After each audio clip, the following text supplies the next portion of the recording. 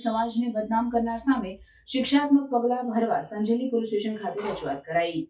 Sanjeli police સ્ટેશનમાં જગદીશ મહેતા વિરુદ્ધ atrocity એક્ટમાં ફરિયાદ નોંધવા અરજી કરાઈ। 48 કલાકમાં એફઆઈઆર નહીં થાય તો સંજેલી પોલીસ સ્ટેશન બહાર આંદોલન કરીશું તેવી ચીમકી ઉચ્ચારી। અભદ્ર ભાષાનો ઉપયોગ કરી આદિવાસીઓને બદનામ કરનાર સામે એટ્રોસિટીનો ગુનો નોંધવા સંજેલી પોલીસ મથકે રજૂઆત કરાઈ। સિનિયર પત્રકાર તરીકે ઓળખાતા જગદીશ મહેતા દ્વારા ચેનલમાં આદિવાસીઓને અભદ્ર ભાષામાં રંગભેદની ટિપ્પણી કરતા આદિવાસીઓમાં રોષ।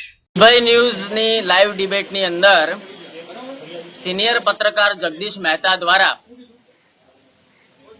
कांग्रेस पक्षना विपक्षना नेता निमायेला नेता तुषार चौधरीनी बात करता करता ज आदिवासी समाज ने खूब खराब शब्दों में अभद्र भाषा में आदिवासी समाज विषे बात करी है।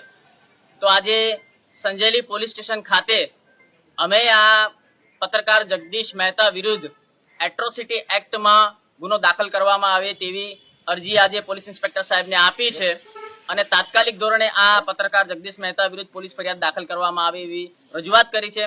આ પત્રકાર જગદીશ મહેતા નિર્ભય ન્યૂઝને માધ્યમથી કહે છે કે કાળા ભમ્મર આદિવાસી, કપડા વગરના આદિવાસી, એસીમાં બેસતા આદિવાસી, તો આદિવાસીની વ્યાખ્યા કરવાનો અધિકાર આ જગદીશ મહેતાને કોણે આપ્યો?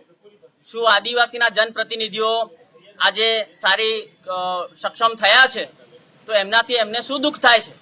શા માટે એમને આવો વાણી વિલાસ કરવો પડે છે? અને આ પત્રકાર જગદીશ મહેતાએ ભૂતકાળમાં પણ દલિત સમાજ વિશે પણ આવી રીતે જ ખરાબ શબ્દોમાં વાત કરી હતી અને ત્યારબાદ માફી માંગી લીધેલી।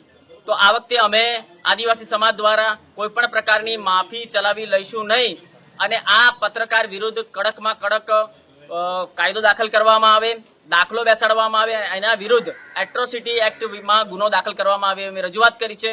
જો દિન 2 એટલે કે 48 કલાકની અંદર આ પત્રકાર જગદીશ મહેતા વિરુદ્ધ ગુનો દાખલ કરવામાં નહીં આવે તો સમગ્ર દાહોદ જિલ્લાના આદિવાસી સમાજ એકત્ર થઈ અને અમે સંજેલી પોલીસ સ્ટેશનની બહાર ધરણા પ્રદર્શન કરીશું।